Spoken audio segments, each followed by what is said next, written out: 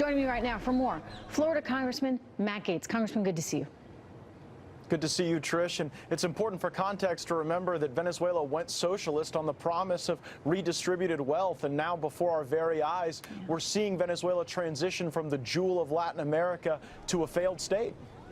That's for sure. This is that video again of people trying to bathe themselves in sewer water because they've had no water, they've had no food, they've had no electricity. We are getting reports that some of the power is back on in Venezuela. But, you know, look, what, 9 days, no power? You wonder how a society can continue to survive like that. And you're right in that socialism was really the death sentence for Venezuela and its economy coming in almost 20 years ago. Let me ask you about where we are now, though, because we're getting word of more sanctions, and I have a question for you, Congressman. Sanctions are good, but why don't we just dump them all on right away? Why is this done in stages? Because if we really want Maduro out, shouldn't we just be doing absolutely, positively everything we can, certainly from a financial perspective, to make his life a living hell? We should.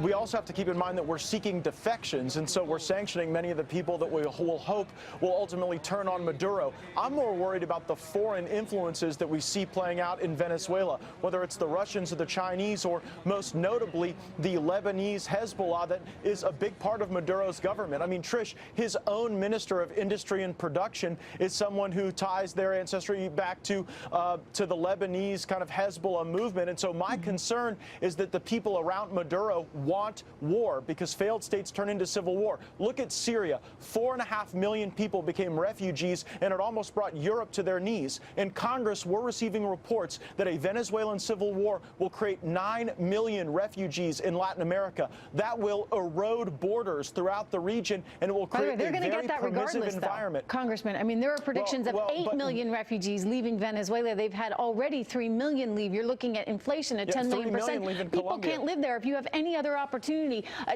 any means to go anywhere else, you're going to take it.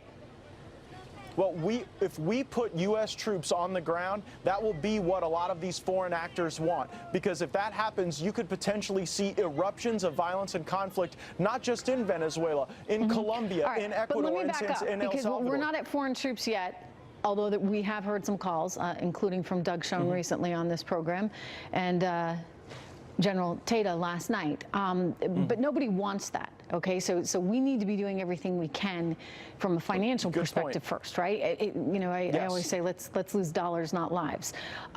So what more can we do at this moment in time, Congressman?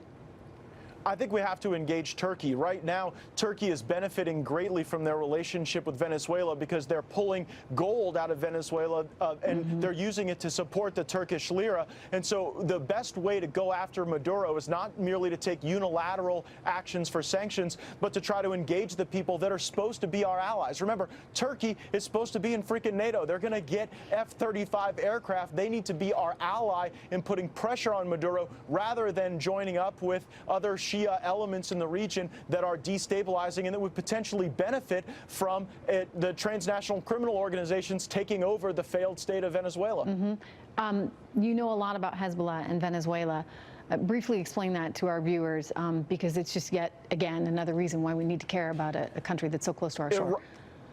Iran currently has more than 100 cultural centers throughout Latin America that they use to go and recruit operatives. And we are finding circumstances in Venezuela where people are dying, but they're not the people we think they are. They're actually of Arab descent. My fear is that if you have a massive civil war where hundreds of thousands or more people die in Venezuela, that becomes an opportunity for our greatest enemies in the world to insert their operatives in the Western Hemisphere and then use the movement of 9 million people throughout the continent. Are not who they we think they are.